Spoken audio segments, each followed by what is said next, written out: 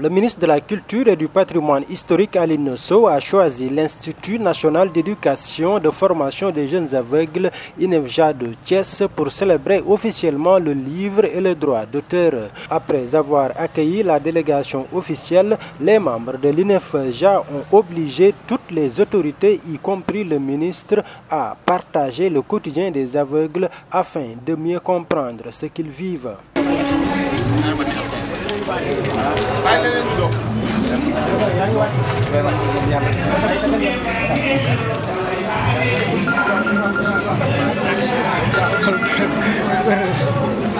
L'importance du livre dans l'enseignement et de la formation de la personnalité de l'individu a largement été magnifiée lors de cette cérémonie officielle. Nous sommes sûrs que la lecture est pure nature pour s'épanouir, sûrs que la lecture permet de s'épanouir, de lire, de jouir et de jaillir.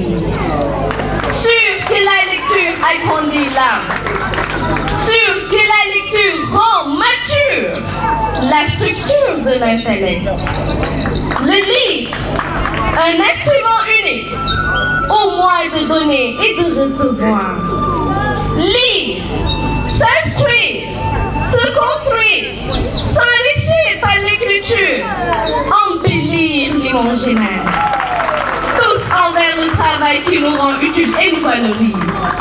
Pour être sublime dans la vie, il faut 99% de travail. Vive la lecture. Chers élèves, aimez la lecture. Je veux voyager à travers la lecture. Merci beaucoup, chers élèves. Monsieur le ministre de la Culture, au nom de Monsieur le ministre de l'Éducation nationale, Dr Cheikh Oumar Anne, nous tenons à vous exprimer notre gratitude et toute notre reconnaissance.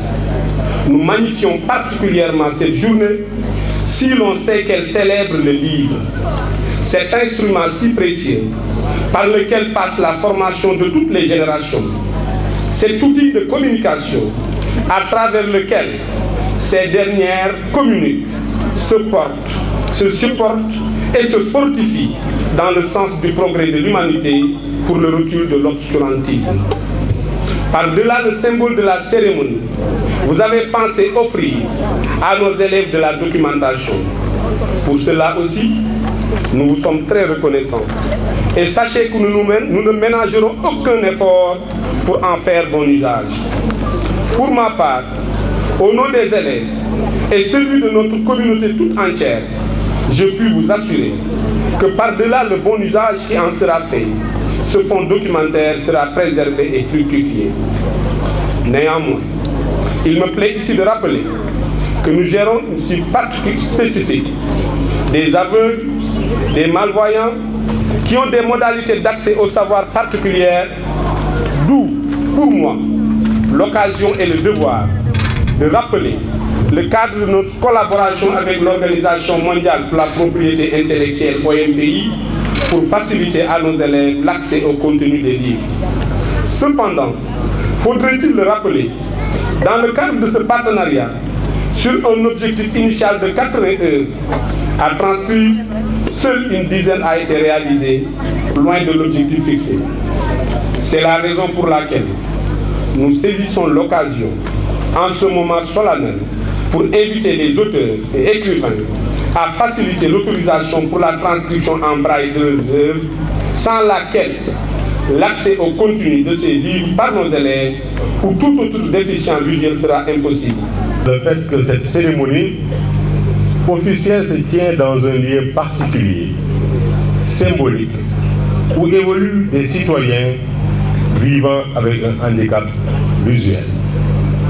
Mais sachez que nous vivons presque tous avec un handicap visuel. Nous, vos aînés, tous présents ici, portons des lunettes. Et je sais, sans nos lunettes, parfois, nous ne faisons pas usage entièrement de nos capacités visuelles. Donc c'est une question de degré entre nous tous. Et c'est bon d'en savoir pour être tous solidaires. Nous avons pris l'option de nous intéresser à la bibliothèque, dont le renforcement est d'une impérieuse nécessité.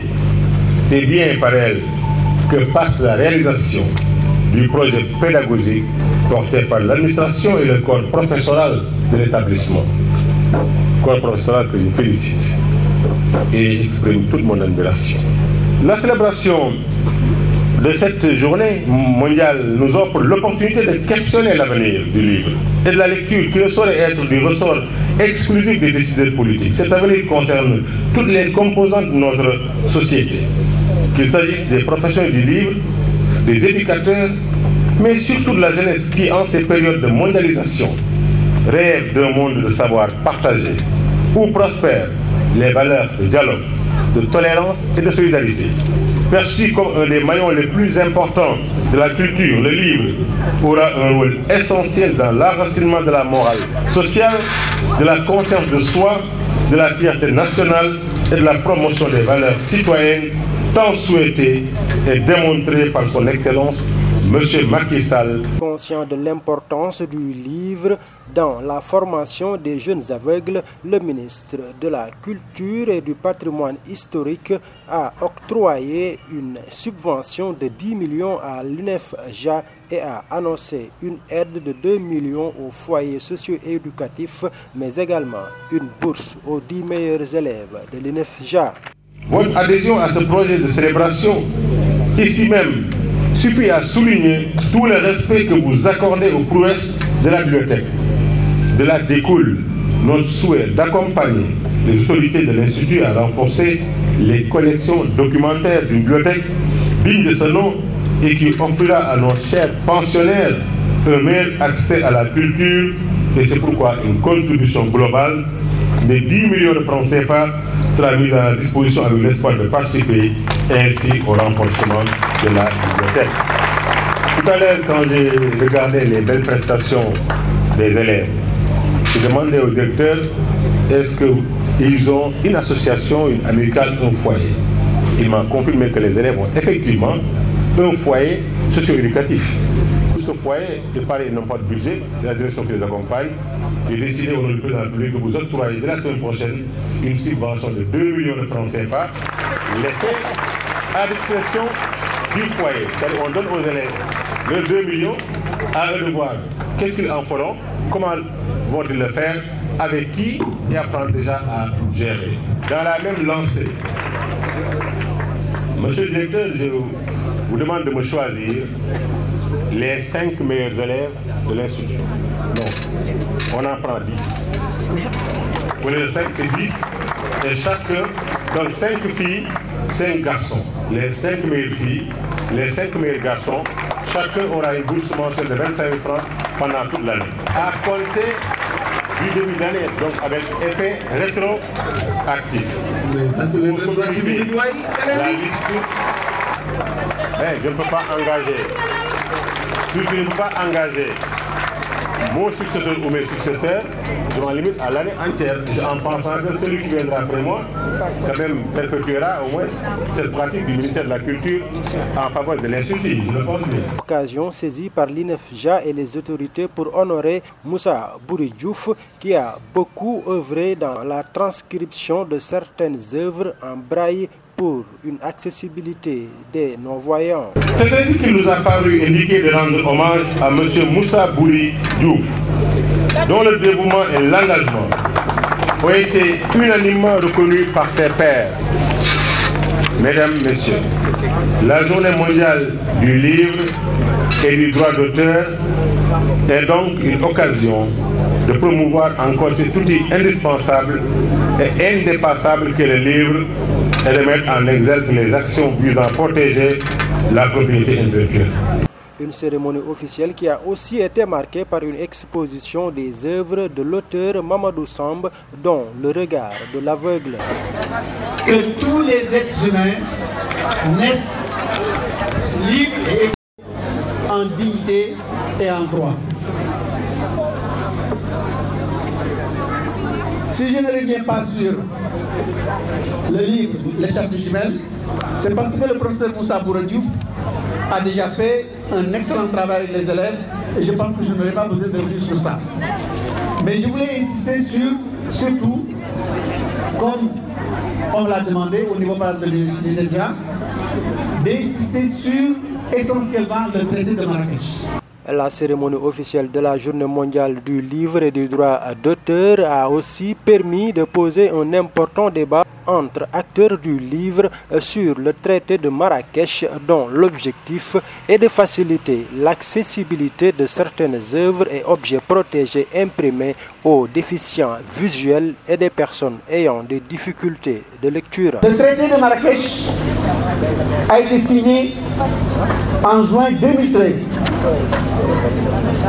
par 75 pays. Alors, il se trouve que parmi les 75 pays, il n'y a que 20 pays qui ont ratifié ce traité.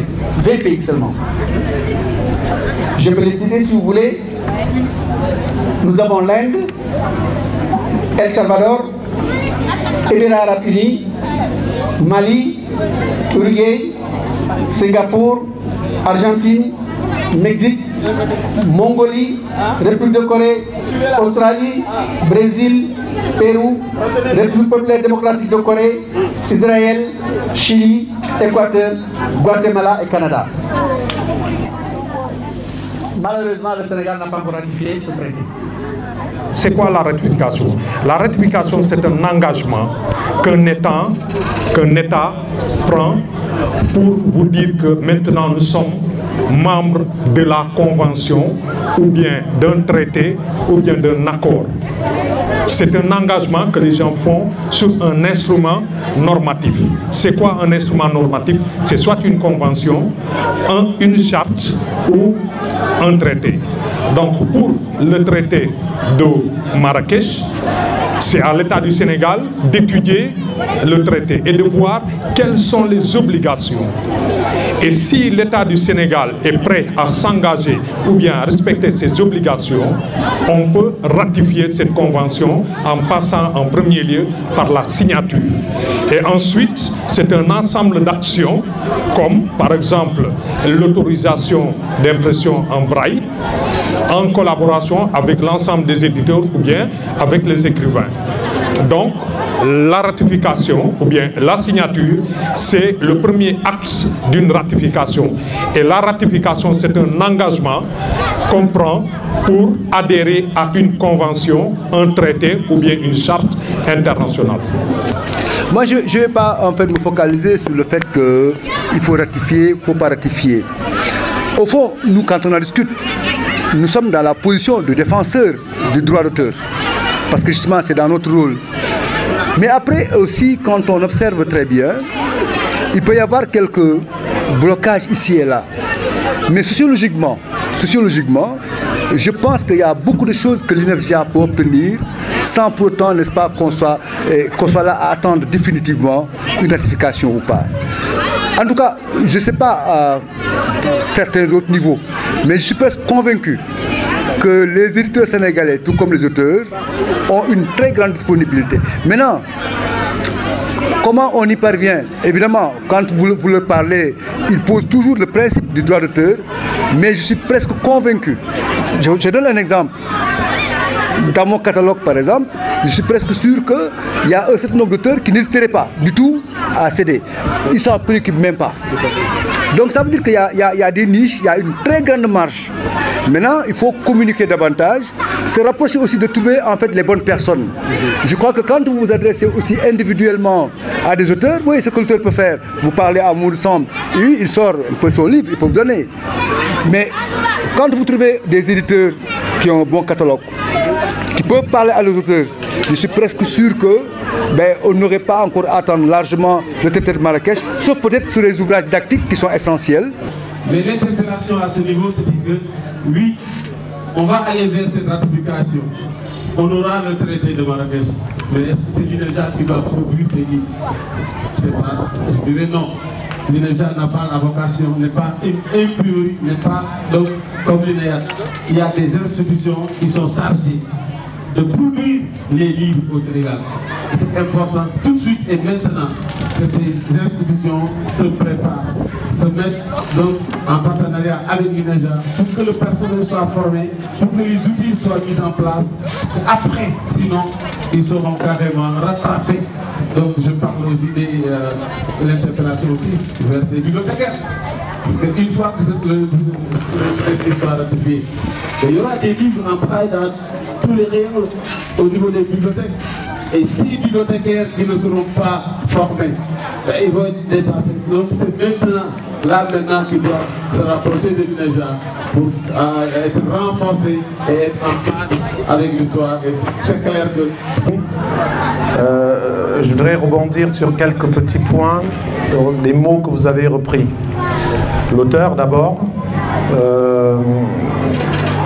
les 285 millions de déficients visuels que vous avez cités.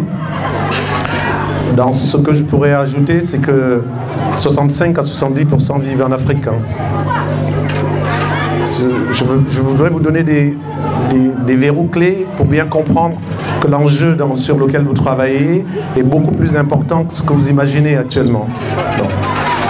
Donc, dans cette logique de ratifier le traité de Marrakech, il est évident que les pays africains doivent être devant. Et le détail que vous avez évoqué tantôt, qui consiste à préparer les agents des bibliothèques, du réseau national de bibliothèques, à intégrer ce nouveau matériau, c'est une préoccupation qui est essentielle. Et il faudrait que dès à présent, on l'intègre dans les offres et cursus de formation. Pour dire que la problématique, je pense, concerne plusieurs opérateurs. Ce n'est pas que l'impression. L'impression me semblait être la dernière étape d'un process. D'accord? Il y a tous les maillons qui précèdent l'impression. Il y a d'abord la formation à la transcription. Il y a l'adaptation, et vous avez raison.